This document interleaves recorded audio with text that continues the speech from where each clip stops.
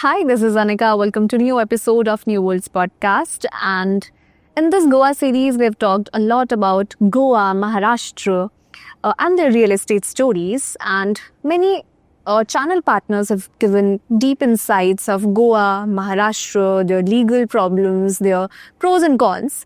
But today we are having Mr. Abhishek with us, another channel partner. So welcome, Mr. Abhishek. Thank you, Anika. Thank you for having me here. Yeah. So first of all, Mr. Abhishek, just introduce yourself to our audience and us. Hi, so my name is Abhishek Gupta. I am into the real estate industry for about 21 years now. Born and brought up in Delhi. And real estate ही समझ आता था, वही करता था और वही कर रहे हैं. And today we are talking about Goa, which is my paradise for me, my favorite destination. A lot of New Years have happened there. And I'm happy to talk about Goa today. So thank you. Welcome again. So as you said that real estate समझ में आता था और वही करता था और अभी हम गोवा, महाराष्ट्र इन सब की बातें कर रहे हैं, राइट? Right. गोवा हमेशा से एक वेकेशन हब माना जाता है और हम अपने गेस्ट से पहला सवाल यही पूछना चाह रहे हैं सभी से कि एकदम से ये जो शिफ्ट आया है रियल एस्टेट में, right? Is it really easy to buy a land in Goa? See, it depends. So the answer to this is both yes and no. Easy है भी और नहीं भी है. Easy नहीं क्यों है? क्योंकि वहाँ पे टाइटल इशू है, पोर्चुगीज लॉ एप्लीकेबल. ट्रू. सो बहुत लोगों को नहीं पता है कि वो हमें हिस्ट्री जो है पीछे की चेन है वो कितनी सर्च करनी है, कैसे उसको चेक करना है. Lot of people are unaware. But it is at the same time easy because अगर आपके पास you have the right source, आपके पास सही लोग हैं जो उसका थरो चेकअप, ड्यू डिलिजेंस कर सकते हैं. So land is again easy to buy also at the right places. So it is not tough to buy land. And when we talk about clean land in India, Goa. So what about that? Is there a clean land? No, I would again say 50-50 clean land because देखो Portuguese लोग बहुत लोग like I just mentioned लोग normally 30 years का history check करते हैं. Wherein Portuguese law को आपको 90 years की history check करनी चाहिए to buy a land in Goa. Goa एक छोटा स्टेट है but it is a world destination. The world wants to come to Goa. आप अगर टूरिज्म का ट्रैक रिकॉर्ड भी देखेंगे, there are lot of experts who visit Goa, let aside the Indian community. तो land scarce है but everybody wants to have a piece because we have seen in COVID. हमने COVID में देखा है जो लोग अपार्टमेंट्स में रहते थे वो उस लॉकडाउन में अपने घर के अंदर सीमित हो गए थे. वो नीचे पार्क में भी नहीं जा सकते थे. सो वो एक ओपन फील चाहिए, उनको ओपननेस चाहिए. So people are visiting Goa. Okay. And why would someone, come to Goa and stay next to the airport? Like Mopa airport आजकल काफी हॉट टॉपिक है कि मोपा के आसपास फिल्म सिटी बन रही है, उसको कमर्शलाइज्ड किया जा रहा है. बट अगर कोई गोवा में आएगा तो वो एयरपोर्ट के आसपास क्यों रुकेगा? Like it's not Delhi, right? कि हम एक बिजनेस मीटिंग करने आ रहे हैं यहाँ पर और जस्ट एयरपोर्ट के आसपास होटल में रुक रहे हैं एंड देन जस्ट वापस चले जा रहे हैं. करेक्ट. सो एक थोड़ा सा मिसकंसेप्शन है लोगों को कि मैं मोपा अगर हम बोलते हैं तो हम एयरपोर्ट के पास रुक रहे हैं. एयरपोर्ट मोपा नॉर्थ गोवा का एयरपोर्ट का नाम मोपा एयरपोर्ट है बट उसके आगे विसिनिटी है बहुत बड़ी. जैसे यू ओनली मेंशन्ड के फिल्म सिटी आ रही है, क्रिकेट स्टेडियम आ रहा है. There is first time ever in India वहाँ पे लैंड पर कसिनोज आ रहे हैं. सो आप देखें डेवलपमेंट क्या होती है. एक शहर अगर डेवलप हो रहा है और वहाँ पे लैंड कम होती जा रही है, पॉपुलेशन बढ़ती जा रही है, तो आपके near by areas, for example मैं गुड़गांव में रहता हूँ, तो आज गुड़गांव में इतनी सारी प्रॉपर्टीज आ गई हैं तो आज सोना को न्यू गुड़गांव बोलते हैं. So it is an extension of Gurgaon. आज हम भिवाड़ी तक भी जा रहे हैं, लोग अप डाउन करते हैं. लाइकवाइज गोवा हर कोई जाना चाहता है, सबको एक पीस चाहिए वहाँ पे. तो मोपा एक मिसकंसेप्शन है कि मैं एयरपोर्ट के पास हूँ. एट द सेम टाइम मुझे बीच भी एंजॉय करना है, मुझे नाइट लाइफ भी एंजॉय करनी है और मुझे मेरी शांति की नींद भी चाहिए जो मुझे अपने घर पे आके चाहिए या मेरे विला में चाहिए, whatever place is this. So मेरे पास आज ट्रांसपोर्ट का इशू नहीं है गोवा के अंदर, चाहे अपनी गाड़ी हो या लोकल कार्स अवेलेबल हैं. I can go to the beaches during the day time, enjoy my nightlife with my friends and family जहाँ पर भी है, and come back to my abode and have a एक सीरीन अपने आके मेरे को शांति भी मिल जाती है. So it's a mix of both. So it's a misconception कि हम मोपा को उस सेंस में सोचते हैं। बट अगर आप एक नॉर्मल लेमैन इन्वेस्टर हैं तो आप वहाँ पे कहाँ पर इन्वेस्ट करेंगे? जहाँ भी मुझे अप्रिसिएशन मिलेगा। वही कि नॉर्थ गोवा में, मोपा के आसपास, या कहाँ पर? सी, इन्वेस्टर माइंडसेट क्या होता है, इन्वेस्टर माइंडसेट आज का नहीं देखता है कि आज ये यहाँ पे अब काम हो रहा है तो मैं आज यहाँ पे ले लूँ। इन्वेस्टर माइंडसेट है कि कल जहाँ पे काम होगा मैं आज वहाँ इन्वेस्ट करूँगा। तो एग्जिस्टिंग गोवा में एक इन्वेस्टर को विजा विज मोपा अराउंड में, चाहे हम सावंतवाड़ी चले जाते हैं, हम कहीं पर भी चले जाते हैं, NH66 पे चले जाते हैं, सो इन्वेस्टर वो देखेगा कि फ्यूचर कहाँ पे आ रहा है, वहाँ पे उसको ROI मिलेगा। ऐसे तो पूरा हिंदुस्तान उसके लिए खुला है। इन गोवा में is everything available? Yes, why not. Uber, Ola, वहाँ पे कैब सर्विसेज हैं?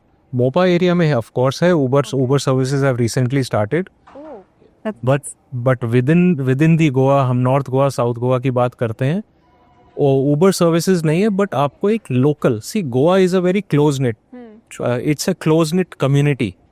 तो वहाँ पे बहुत लोग, वहाँ पे लोकल टैक्सीज अवेलेबल होती हैं। शायद ओला उबर से ज़्यादा अवेलेबल है तो उनको रिक्वायरमेंट नहीं है, मे बी कल को आ जाएगी। बट आज की डेट में मोपा एंड उसके सराउंडिंग एरिया में Uber is active. Okay, it is okay. So आज आप, you are not stranded anywhere. And mostly जब भी बायर्स गोवा में लैंड ले रहे हैं, सो उनका एक प्रेफरेंस तो यही रहता है, जैसे अगर मैं लैंड ले रही हूँ तो मेरा प्रेफरेंस रहेगा कि वो सी फेसिंग होना चाहिए। सो गोवा में कितनी लैंड लिमिटेड है ऐसे बायर्स के लिए? ऑफ कोर्स लिमिटेड है। सी का एक स्पेसिफिक एरिया है, वो तो बढ़ नहीं सकता है। तो जितना भी उसका विड्थ है उतने में ऑलरेडी एग्जिस्टिंग प्रॉपर्टीज है। ऐसा नहीं है कि गोवा एक नया शहर है जो बसने जा रहा है। बहुत सालों से वहाँ पे लोग रहते हैं, पोर्चुगीज टाइम से, तो वो ऑब्वियसली लिमिटेड है। सो ऑब्वियसली आप वहाँ पे ले सकते हो। आज सिर्फ विलाज नहीं, आज वहाँ अपार्टमेंट्स भी बन रहे हैं। सो अपार्टमेंट्स में बहुत हाई राइज नहीं जाते हैं, बट वो मिड राइज जाते हैं, सो दैट व्यू भी ब्लॉक नहीं होता है बहुत लोगों का। So apartments are also available, but आपका प्राइस फैक्टर आ जाता है कि what is your investment capacity. तो करेक्ट, आपको मिल सकता है sea view, it is not a problem. But हम गोवा की जब भी बात कर रहे हैं ना, सो इट्स लाइक वहाँ पे अभी flat apartments and flat system, वहाँ पे चीज़ें शुरू हो जाएंगी।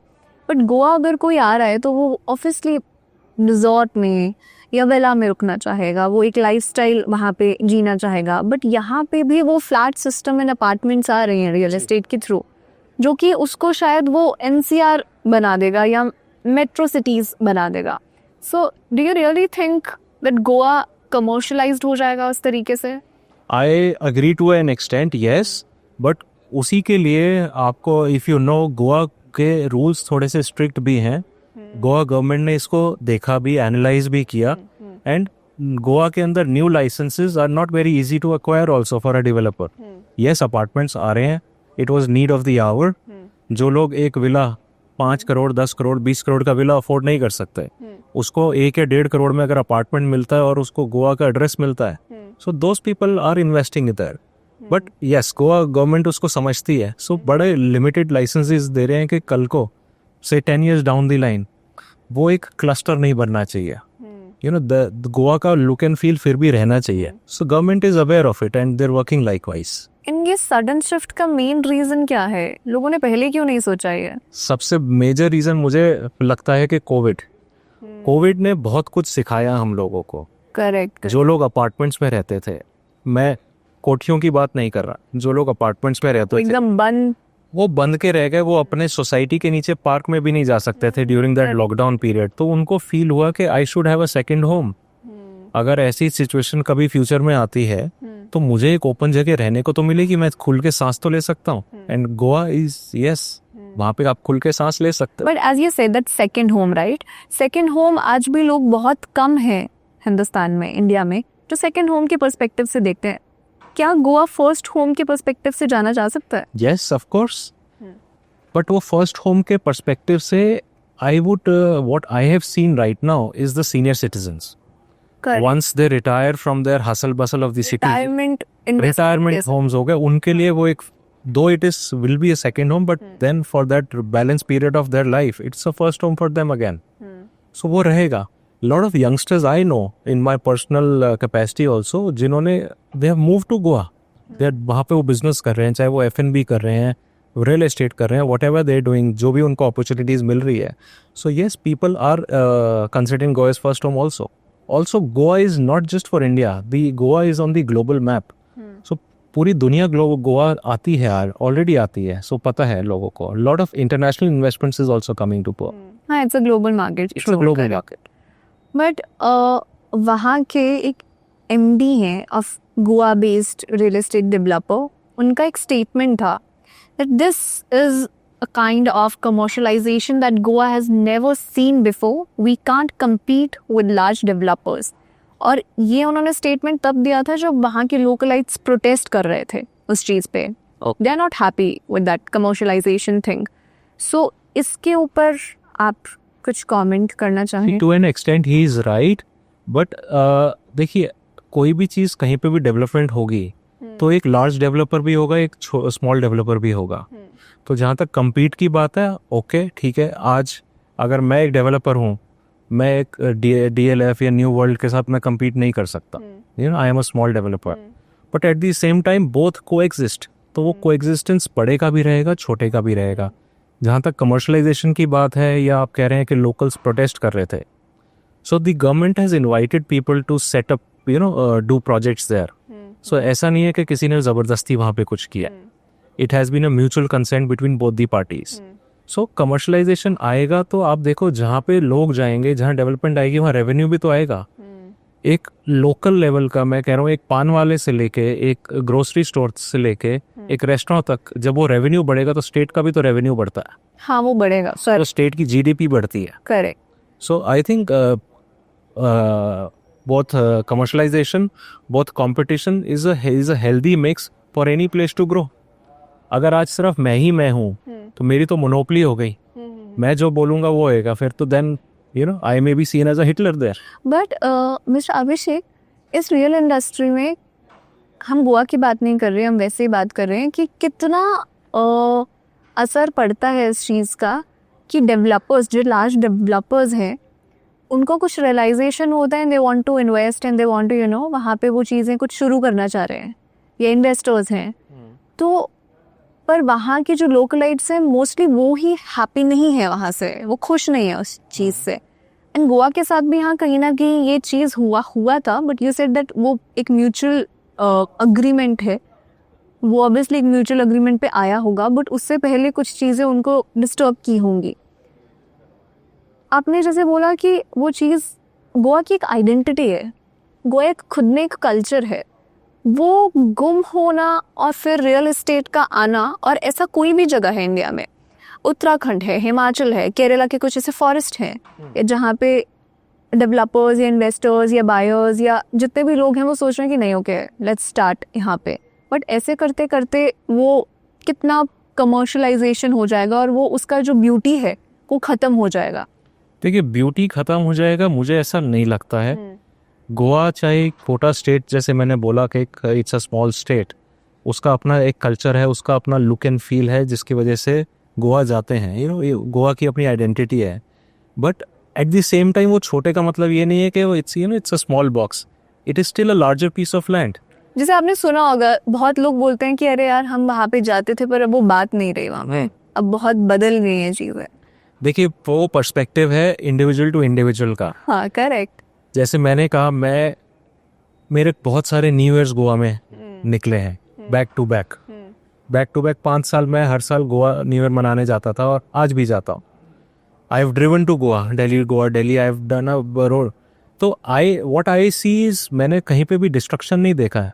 इट इज़ ओनली कि वो जो डेवलपमेंट आ रही है या कमर्शलाइजेशन आ रही है, it is good for the city. ठीक है, हाँ थोड़ा बहुत आपका पॉपुलेशन ऑफ कोर्स बढ़ जाएगा, लेकिन आज चाहे वो नॉर्थ से आ रहा है, वो वेस्ट से आ रहा है, कहीं से भी वहाँ पे कोई भी आदमी आ रहा है, वो वहाँ पे बसने के लिए नहीं आ रहा है.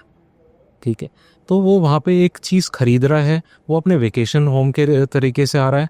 तो एक बहुत छोटी परसेंटेज है जो उसको as a first home basis consider करेगी. तो I don't think it will destroy city unless कोई बहुत ही बड़ा ब्लंडर हो जाता है कि गवर्नमेंट ही उसको मैनेज नहीं कर पाती है. Otherwise it will not destroy the city. थोड़ा सा ऑफ कोर्स ट्रैफिक होगा, that I agree to. We live in a practical world. Problems तो आई ऑब्वियसली, कुछ अगर चीज हो रही है तो प्रोज एंड कॉन्स तो दोनों. बट उसी की वजह से आज हम मोपा देख रहे हैं. आज मोपा के आसपास प्रोजेक्ट्स आ रहे हैं, एग्जिस्टिंग गोवा में इतने नहीं कर रहे हैं अब. So the city is expanding. Correct. आज मैं मोपा की बात करूं, I will take a minute to tell you here.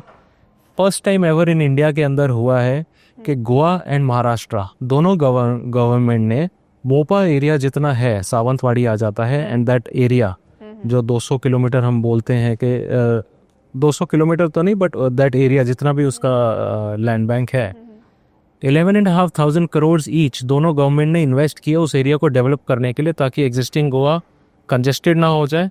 तो वो आज से उसको फ्यूचरिस्टिक प्लानिंग करके चल रही है. आई थिंक वो एक स्ट्रक्चर, एक मैनर है शायद वहाँ का, जो शायद इसीलिए लोग सोच रहे हैं कि वो ऐसा नहीं होगा.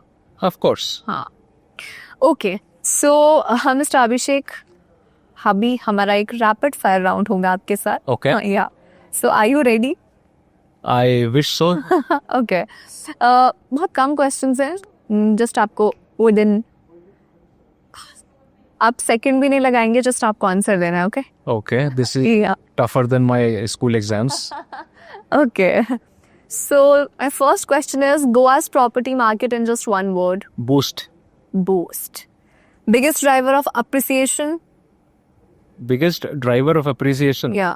Real estate? Oh, correct. Goa, lifestyle or investment? Both. Both. But फिर भी अगर आप एक चूज करें ज्यादा तो like Lifestyle with investment. smart.